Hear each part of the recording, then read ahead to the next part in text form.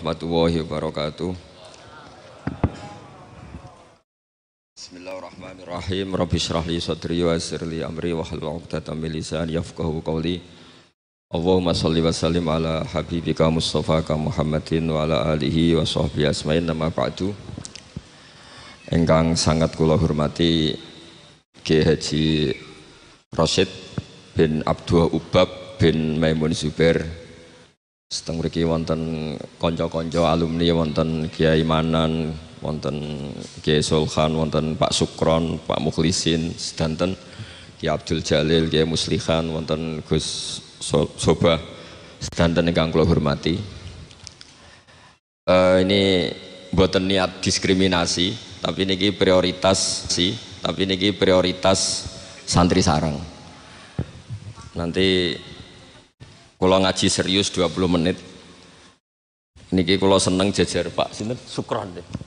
Niki Haji Nerian sarang Mbah Mun. Dia alumni yang pernah menyombongi Mbah Mun. Pertama beliau rawuh haji dolan tengen kula. Gus, Mbah Mun mbek kula jebule terkenal kula teng Mekah niku. Kok saged? Karena tiap wong Mekah ketemu kancane Sukron.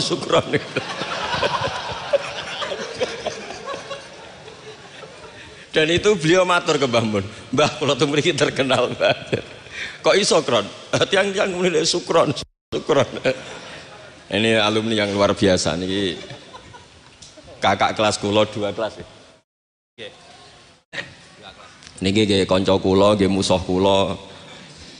Tapi nak teng akhirat pun mboten wani musuhi kula, pun benten kelas mungkin. Mergi kula digiring kalian tiang-tiang sing hafal Quran, ya mbake wis sing hafal jurumiyah. Mboten kelas ya, gimana tengah akhiran mboten. Tapi tak goleki pas ukurannya. Nggih. Goleki. Itu goleki mangke. Kula badhe matur serius sekitar 20 menit nggih. Kula suwun ini khususnya alumni, tapi tidak niat diskriminasi, sinten mawon boleh mendengar ini, karena yang tidak alumni pun kula yakin gadah mahabbah teng Mbah Mun. Kula kados Gus Rasyid nderek matur nuwun sanget doa jenengan teng Mbah Mun, teng Nyai Mastia, teng Nyai Fahima, teng Gus Kamil, teng sedanten Mas saya sarang. Kenangan-kenangan ingkang sae, ingkang musalsal ila Rasulillah sallallahu alaihi wasallam. Akhir-akhir ini Yai sering maos kitab Maslakut Tanassuk. Niki kula waos langsung halaman 3. Niki wonten Kiai Abdul Manan, wonten Gus Rasyid. Niki kula gadah napa nggih? Gadah unek-unek, gadah karep supados apa yang ditanamkan Mbah Mun itu jangan sampai diriwayatkan kilan al-qila wal qal, tapi sampai pada titik mudawan, dibukukan. Saya berkali-kali dapat sanad ini, dan itu tidak hanya saya, semua alumni sarang, bukan hanya alumni Anwar saja, juga semua alumni sarang karena tergabung di Madrasah Ghazaliyah. Mbah Mun ketika haji tahun 1421 dan 1422 Hijriah, niku beliau ngendikan dalam halaman 3 niku, wa qatin toba'a fi qalbi mimma fihi al-atharu thayyibah fi nafsi, maka nafil marrati tsaniyah bima fihi min takhmidil ainain ghamattu fiha ainayya wa qultu la ilaha illallah wa fi akhiril karat Muhammadur Rasulullah. Terus beliau ditalkin dzikir sama Said Muhammad di tahun 1422. Kemudian kitab ini dikarang, kula balen malih, kitab ini dikarang, beliau hanya punya harapan, dan itu dikarang tahun 1422 saat sampunipun haji. Beliau wafat 1440. Dados terpaut pinten tahun niku? 8 tahun nggih. Pinten 18 ya? 18 tahun. Niki kula waos nggih, betapa yang diinginkan beliau itu kesampaian. Dari tahun pinten 1422 21 ya sama 22, terus beliau wafat 1440, terpaut pinten 18 ya, 18 tahun. Beliau ngendikan kula maknani nggih. Meniki yang sakral 20 menit. Asal Maulal Karim teng halaman 17. Saya tadi hanya sengaja bawa 7 itu angka kesayangan Mbah Mun juga karena ngikuti Quran dan hadis selalu pakai simbol angka 7. Asal Maulal Karim. Asa menawa-menawa sapa al Maulal Karim, Allah zat sing lomo iku ayasma'a, menawa-menawa ayasma'a yen to ngumpulna sapa Allah taala, yen to ngumpulna sapa Allah taala nafsi ma'a hamalatil ilm. Di saya ngarang ini semoga Allah mengumpulkan saya kata Mbah Mun ma'a hamalatil ilmi sertane wong-wong sing gawa ilmu min ulama'i hadhil ummah. Saking ulama'i hadhil ummah. Wabil akhosilan klan khusus ulama ahlil bait atau ulama ahlil baiti ayat ma'a nafsi ma'a ulama ahlil bait. Jadi keinginan beliau saya ngikuti talqin ini, saya mengarang sanad ini, saya mengijazahkan sanad ini. Jadi memang beliau menulis itu 3 kali, mengabadikan, mengijazahkan talqinu dzikri, kemudian berharap itu manfaat. Dan keinginan beliau, saya ingin kumpul ulama hadil ummah wabil akhos ulama ahlil bait, yaitu ulama-ulama ahli bait Rasulullah sallallahu alaihi wasallam alladzina rupane wong akeh khassa kang nertemtokno hum alladzina sapa Allah taala bi khassa iso kelan pira-pira kekhususan la ya alamu kang ora mirsani azamataha ing keutamaane khassa sapa illallah taala sapa Allah taala. Dados keinginan beliau 18 tahun yang lalu itu tercapai juga tidak sekedar maknawiyah saja tapi secara jusmaniyah. Kalau secara maknawiyah tentu Mbah Mun itu sangat dekat dengan ulama ahlil bait maupun yang tidak ahlil bait, yaitu ngurmat santri, nasrul ilmi, tarbiyah dan seterusnya. Tapi Allah nuruti beliau tidak sekedar maknawiyah sampai secara apa? Jusmaniyah. Karena makam beliau di Ma'lah bukan sekedar Ma'lah tapi benar-benar Ma'lah yang dekat Sayyidah Khadijah. Agak ke bawah ada Sayyid Muhammad, Sayyid Alawi, Sayyid Abbas. Agak bawahnya lagi Syekh Nawawi Banten. Terus agak samping ke kanan kalau dari arah Masjid Haram itu di situ ada Dorih atau makamnya Syekhina Kiai Haji Maimun Zubair. Jadi jam'unya itu jam'un rohaniyatan wa jam'un apa? Jusmaniyatan. Jadi ini ijazah ini berkali-kali dijazahkan Mbah Mun, tapi mungkin sebagian alumni tidak baca, nanti lo potongannya ini buatan moco. Dan ini kalau bantu, kalau yakin, hakul yakin dan suul yakin, Pak Sukron ini moco lebih niki. Dua ini kitab yang mergi kalau suka nih Pak. Seniki mun innalillahi wa inna ilaihi rajiun. Nang dindi ngaku muridnya Mbah Mun ngarang apa bagus. Aku rong tuku jadi.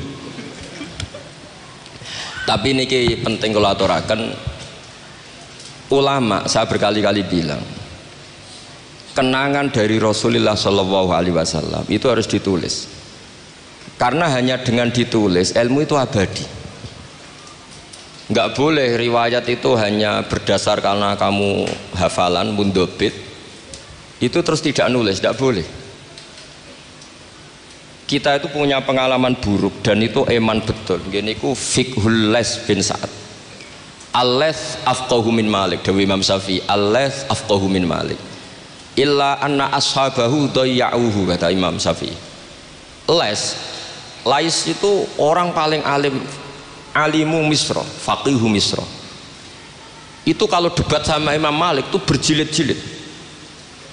Tapi ashabu Malik itu lebih peduli terhadap pikiran-pikirannya Imam Malik, sementara ashabul Les itu enggak, sehingga enggak ada madhabnya hilang. Jadi nasib ulama yang madhabnya hilang itu Les bin Sa'ad, kemudian Sufyan bin Uyainah, ini semua gurunya Imam Malik. Sufyan As-Tsauri juga gurunya Imam Malik, gurunya Imam Syafi'i. Nanti nasibnya Mbah Mun kalau tidak ada yang mentadwin, membukukan, akan seperti itu. Karena orang akan menafsirkan tidak dengan panduan guru-gurunya ila Rasulillah Shallallahu Alaihi Wasallam.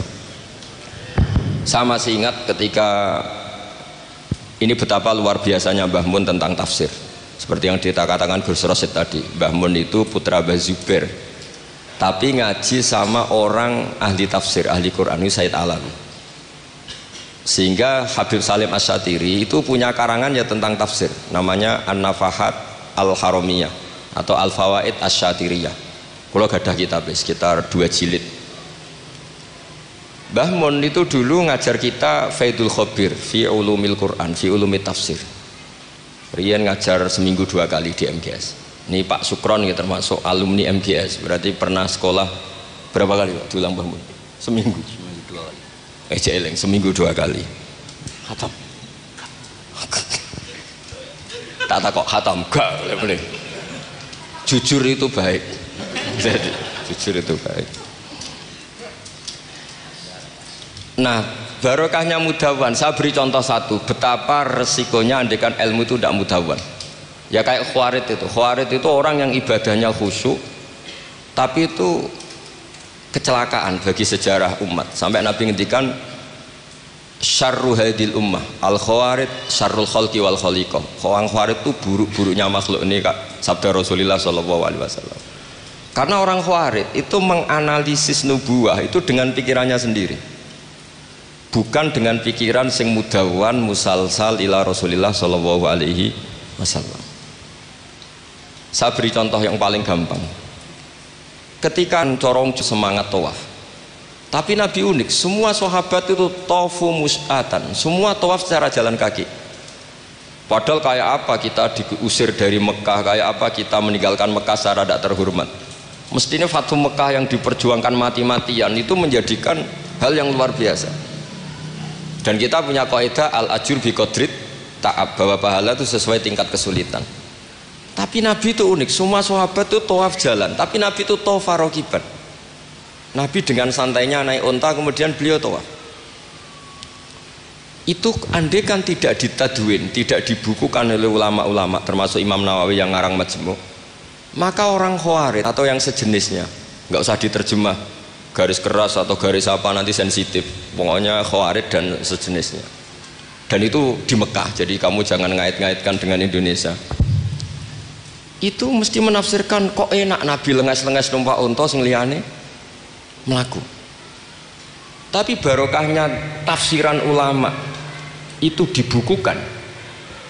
Nabi yang saat itu tawaf rakiban, ya, Nabi yang saat itu tawaf secara berkendara, itu afdolu mungkin bi alfi fadilatin sampai ila mala nihayatallah daripada yang tawaf masyian.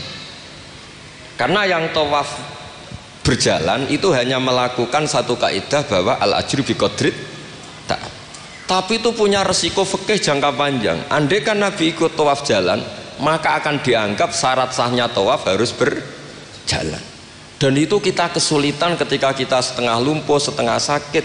Lalu kalau kita pakai kursi roda, pakai skuter, dalilnya apa? Barokahnya Nabi tawaf rakiban, maka ada solusi, ada referensi kalau kita tawaf tidak masyian, yaitu dengan cara naik kursi roda dan yang lain-lainnya.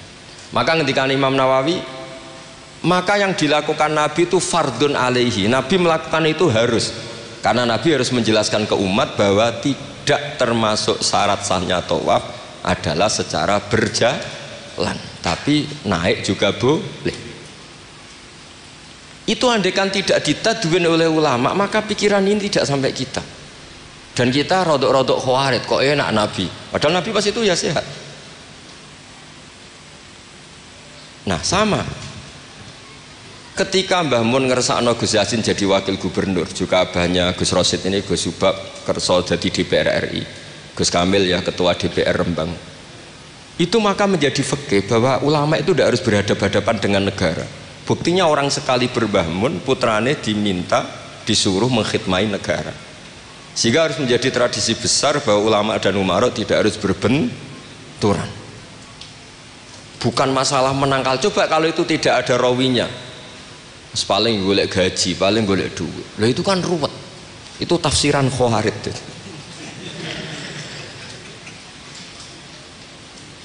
Jadi loh, saya itu punya sanad mutasil. Saya berkali-kali ketemu abahnya Gus Rosid, beliau juga guru saya, Gus Subab, semuanya. Itu ketika beliau menolak itu Mbah Mun maksa. Gus Kamil dulu pertama disuruh jadi DPR ya menolak, sampai pernah transit di dalam saya di Jogja itu 3 hari. Dan Mbah Mun akhirnya sampai duka harus mau. Tapi lama-lama kita tahu bahwa beliau ingin menyelamatkan Indonesia, bahwa Indonesia nggak perlu dipertentangkan antara ulama dan Umar. Nah, itu harus terus. Karena kalau kita ingin versi tertentu, pasti Indonesia itu chaos. Chaos itu ya chaos lah. Huru hara. Kalau huru hara terjadi safkut dima, pengaliran darah. Yang dosa kita. Makanya Mbah Mun sering cerita ke kita. Saya tidak pernah bilang saya, ke kita. Semua santrinya levelnya sama, karena sama-sama dengar. Bedanya lali beeling gitu dok. Ambek paham sama tidak paham itu dok. Sebetulnya saya ingin bilang saya, karena saya berkali-kali khassoni bidzalika syekhuna, tapi kita semua sama lah, sama-sama mutawatir sama. Fiqhus siyasah atau fiqhul imamah atau fiqhul khilafah, terserahlah bahasa sampeyan. Itu juga harus diwariskan. Sehingga dulu sampean tak ceritani, dulu yang semi-semi khawarij itu ya sudah banyak. Wah, Nabi itu harus ngomong akhirat terus, masa Nabi jabat? Oke, dari segi jabatan itu duniawi, kesannya buruk karena jabatan itu duniawi. Tapi kalau dibalik, atardo ayyaku nasolihu tahta yadidz zalim. Kue ridho kalau orang-orang yang nggak sholat, nggak cewek, nggak istinja, mimpin wong soleh. Mesti harus dibalik, harus membolehkan orang soleh yang mimpin orang dolim. Jangan dibalik, wong soleh pokoknya yang masjid kabeh, wiridan kabeh, dipimpin wong dolim hanya karena kamu mengharamkan politik. Jadi orang itu harus ngerti. Makanya ketika beberapa nabi itu harus kita tahu, ada nabi yang ngaji terus kayak Nabi Yahya, Nabi Isa. Ada yang nabi yang seumur-umur itu jabat kayak Nabi Dawud, Nabi Sulaiman. Kamu boleh meniru Nabi Dawud, Sulaiman jabat, tapi nggak boleh meniru istrinya 1000. Itu 4 saja masalah kita. Sitok wis kudu pegatan ya gitu. Rai-rai gak meyakinkan ini 1 aja sudah. Tapi itu tidak saya loh. Jadi sampai Allah menurunkan ayat am yahsudunan nasa ala ma atahum wa hum min fadli faqad ataina ala Ibrahim alkitaba wal hikmata wa atainahum mulkan azima. Jadi ada orang-orang soleh yang oleh Allah disebut bahwa mereka itu jabat. Gini ku alu Ibrahim. Ada banyaklah orang-orang soleh yang jabat. Mereka adalah orang-orang yang tak kasih kitab, tak kasih hikmah, tapi ya wa atainahum mulkan azim. Nah, ketika Mbah Hasyim di putra Gus Wahid jabat, dulu Mbah Wahab Hasbuwah di anak Gus Wahib juga jabat. Mbah Mun punya putra Gus Bab, abahnya Gus Rosid dulu ya DPR RI, Gus Yasin wakil gubernur. Ini kita sebagai muridnya Mbah Mun bukan melihat urusan jabatan, urusan bahwa kita ikut berbakti sama negara. Makanya ketika Mbah Mun kapundhut hari Selasa tanggal 5 Dzulhijjah, itu saya masih ingat betul. Ketika itu saya di dalam, ada Gus Subab, ada Gus Naji, ada Gus Kamil, ada semua lah. Itu mereka itu kelihatan apa ya, masih nggak sadar kalau abahnya wafat. Kelihatan senang. Senangnya itu karena mereka menyaksikan betapa yang diinginkan Mbah Mun itu kesampaian. Beliau-beliau ini cerita, Mbah Mun itu cerita gini, Cung, aku nak mati Jumat berarti aku wali. Nak mati Selasa aku ya wong alim. Jadi berarti beliau itu milih jadi orang alim. Jadi dia rileks. Terus ada beberapa apa ya, uang lah atau apalah. Kata beliau sama Gus Subab, bilang ke Gus Subab, bab ya aku nak teko balekno, nak ra teko bagi ning anak-anak. Jadi semua dipersiapkan. Sebegitu mudah beliau melihat kematian, melihat kapundhut, melihat seringan itu. Karena kerinduan seorang wali atau orang soleh kepada Allah itu rindu sekali. Dan ini kita harus punya riwayat, dan itu menjadi fikih besar. Nggak boleh kamu pakai fikih khawarij. Kiai kok jabat, kiai kok kedonyan. Misalnya ono kiai wong soleh ora oleh kedonyan, terus saiki wong salat buruhe wong ra salat, kowe rido? Wong salat buruhe wong ora salat. Mergo sing salat mbok kon melarat. Dadi nak fikih aja fikih khawarit. Fikih sing bener maca majmu', nak ra iso maca jerone maca judule. Ya tenan. Enak. Mungkin Pak Don ini Pak Sukron, karena dia di Mekah lebih terkenal ketimbang Mbah Mun katanya. Itu Mbah Mun sampai tertawa-tawa. Mbah jebule jenengan teng mriki terkenal kula. Kok iso kron? Lah niku tiyang tunggal dalam ini Sukron. Ya jadi Mbah Mun punya murid ya macam-macam. Ada yang kayak saya, ada yang kayak Pak Sukron. Makanya saya pertama datang, Sukron dikur, dereng enten. Celuk, nak agak teko agak gelem isi. Terus datang. Tadi bisi saya, Gus aku difoto, nak raja jerjeran gak difoto. Terus saya bilang gini, saya itu kalau di mana-mana sering jejer wong putih, lagi ki jejer wong ireng. Semoga ini kafarohnya saya jejer wong putih-putih. Jadi saya teruskan lagi ya. Harus selalu ada riwayat. Makanya saya alhamdulillah pernah diminta Gus Subab itu ya guru saya, beliau baca manhajnya fikihnya Mbah Mun di acara kesekian harinya Mbah Mun wafat. Karena saya masih ingat betul ketika di Medina saya sering digandeng Mbah Mun. Hak Sholahuddin Al-Ayyubi nganti pintere ngono iku jarene mergo murid Imam Ghazali. Tapi jarene hak muridé putu murid. Terus saya bilang putu murid ya impun nate kula hitung nak murid mboten pas, mboten tok wektune. Yes putu murid. Karena saya pernah di masjidnya Sholahuddin Al-Ayyubi di mimbarnya. Itu futuhatnya itu sekitar 815. Jadi kalau tak hitung Imam Ghazali lahir 410, 450, wafat 505, kayaknya betul menangi. Oh ya senang ngono putu murid. Itu beliau punya konsep mengalahkan pasukan salib. Itu yang dipakai itu kitab Ihya. Itu singkat cerita beliau nyuruh, "Jaiku golek iya." Tak cari ya. Ketemu terus tak tasihkan beliau ya iku sing tak maksud ya iku. Itu Imam Ghazali begitu fasih cerita tentang penyusunan kekuatan. Dan itu logikanya sederhana sekali dari sesuatu yang jibillah yang normal. Misalnya begini ya, al-insan abdul ihsan. Bahwa manusia itu pasti menjadi budaknya kebaikan. Hitung saja sekarang misalnya begini, kita jadi orang soleh, meditera karuan, gremengan sinis. Yang ini orang fasik, senyum, lomo, apian. Kira-kira orang netral itu kalau jagungan ke kamu apa ke sini? Yang lomo, yang nyaman kan? Sehingga orang boleh mengatakan ketika ngarang fikih, senyum itu sunat di karangan fikih. Tapi di aplikasi nyata tidak bisa. Bagaimana kalau ada orang netral, bisa soleh, bisa fasik, sing fasik senyum, sing soleh merengut, sehingga yamilu orang yang netral ini ke yang fasik. Kamu bisa ngarang fikih kalau sedekah itu sunat, karena itu sudah tidak wajib, karena yang wajib itu zakat. Kamu bisa ngarang fikih seperti itu. Tapi kalau dalam tatbiki tidak bisa. Misalnya saya orang soleh hidup di tengah kota, atau orang soleh hidup di pedalaman. Terus saya medit, mentang-mentang sudah zakat, nggak pernah sudah. Oh. Sing wong fasik jor-joran sering nyervis rokok gratis, ngopi gratis. Kira-kira kemana kecenderungan orang itu? Ke yang fasik, karena al-insan abdul ihsan. Nah hal-hal seperti ini tuh yang dikaji Imam Ghazali, kemudian itu menjadi inspirasi Sholahuddin Al-Ayyubi. Kalau dia ingin solid maka harus berbuat baik sama siapa saja, karena itu cara punya kekuatan. Nah kita enggak, kita ini memaksakan kebenaran tapi prosesnya tidak simpati.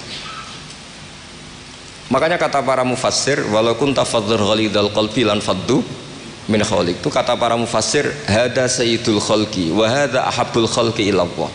Ini Rasulullah, orang paling dicintai Allah. Itu saja sekali salah dalam perilaku sosial, itu bayangannya lan faddu min khaliq, orang akan bubar. Padahal ma'anna hada mu'ayyadun biruhil qudus. Padahal Rasulullah itu orang yang diberi kekuatan malakut, kekuatan langit. Itu saja dibayangkan kalau salah secara sosial, lan faddu min khawli, orang akan bubar. Apalagi kamu yang keramatnya nggak jelas, hizibnya gak mandi, terus salah sosial, istaqabbalallahu minna minkum taqabbal ya karim. Sehingga Mbah Mun itu baik sama siapa saja, termasuk baik sama Megawati, sama apa saja. Bahkan beliau sebelum haji sempat ketemu Megawati, dan beliau sebelum itu ya pernah bilang ke saya, ke kita, aku ketemu Bu Mega dan Indonesia aku damai. Makanya ketika beliau kapundhut Dzulhijjah itu min asyuril hurum, karena al asyurul hurum itu ada 4, Dzulqa'dah, Dzulhijjah, Muharram, Rejab. Beliau kapundhut 5 Dzulhijjah, bulan yang termasuk sakral di Islam. Dan beliau kapundhut 6 Agustus, bulan yang paling nasionalis dalam Indonesia.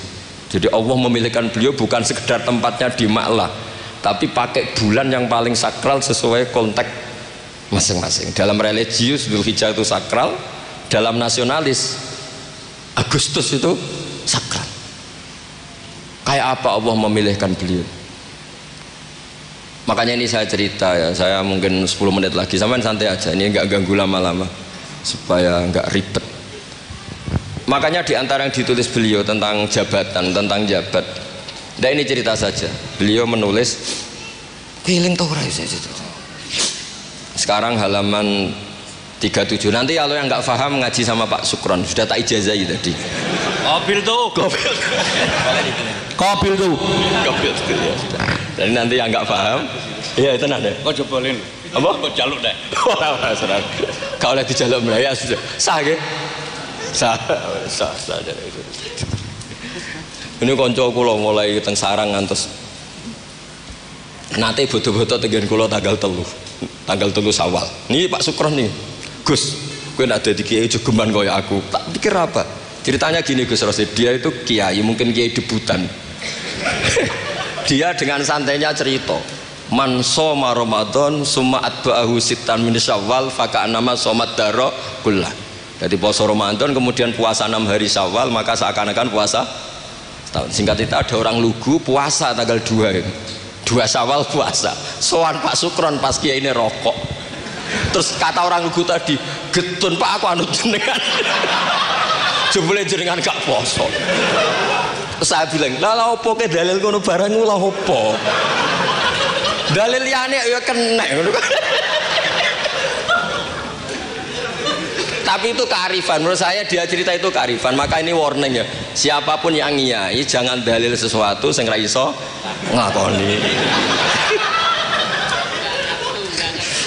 Ora lho ini ilmiah gak apa-apa. Lho kula lah ya ora pati wani dalil sing ngoten-ngoten ora wani mergo wis wong santri sarang bebas ora usah dirakat bebas. Mohon ping 6. Tambah seping 6. Dari bangun setahun buat puasa. Memang ini didikan sarang yang keterusan. Mbah Mun itu kan mengharamkan santri tirakat. Iya. Ya santri ora usah tirakat. Santri sarang ora usah tirakat. Mondok sarang tok iku wis tirakat. Lha piye banyune wasin kadang ape ning WC ya iku ning lembak-lembak. Wis banyu asin nggone sesekan ra di dhuweke wis suwara tenan ngono. Jadi ra usah tirakat itu wis istirahat. Jadi saya ulang lagi ya, al-fiqhu, fikih itu harus mudawwan. Saya yang sudah kecelok alim saja itu sering nggak tahu kalau itu tidak ditulis oleh ulama-ulama kita.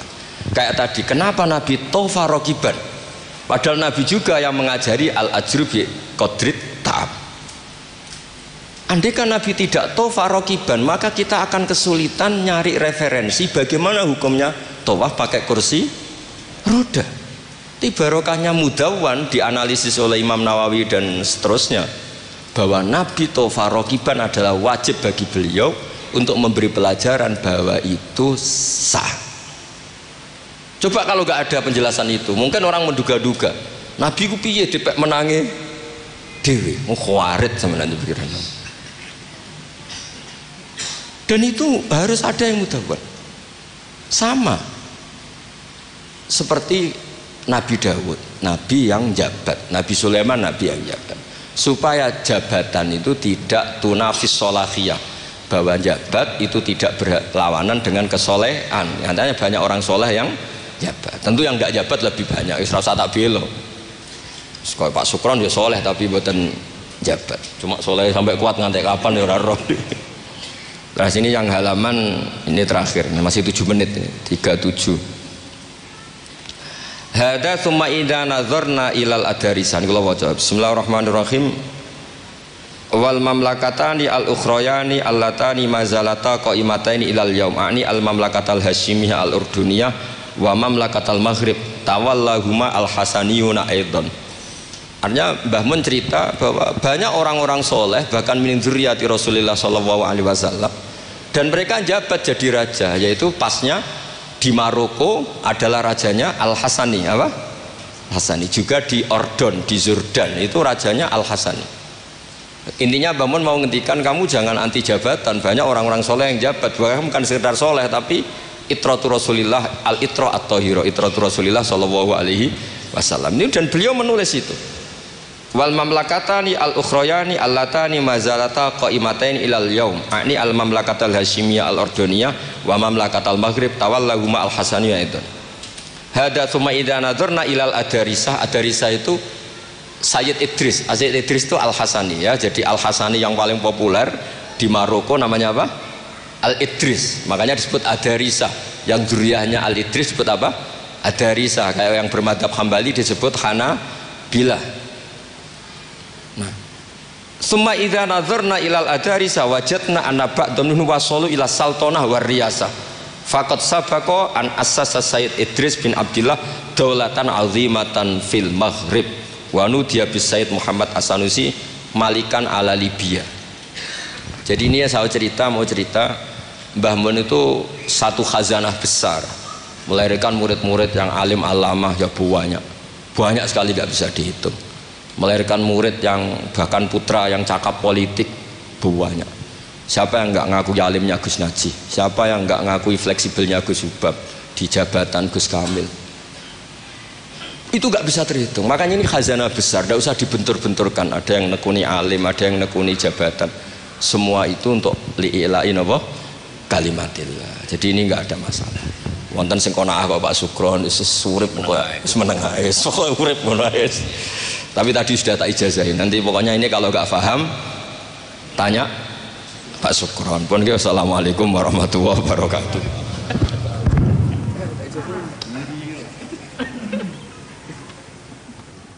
Oh, tunggu saya sebut.